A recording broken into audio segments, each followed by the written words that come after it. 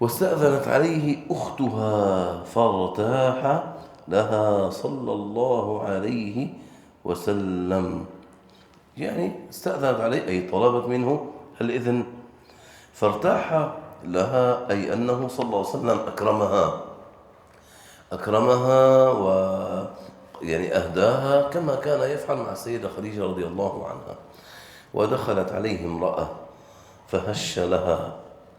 هش لها أي فرح واستبشر صلى الله عليه وسلم. نحن تستعمل هذه العبارة هش له وبش، أي عندما تفرح بإنسان وتستبشر بمقدمه.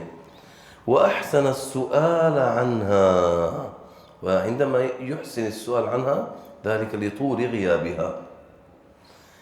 فلما خرجت قال إنها كانت تأتينا أيام خديجة أي زمانها، تأتينا زمان خديجة. وإن حسن العهد من الإيمان، الله، وإن حسن العهد من الإيمان، الوفاء من الإيمان.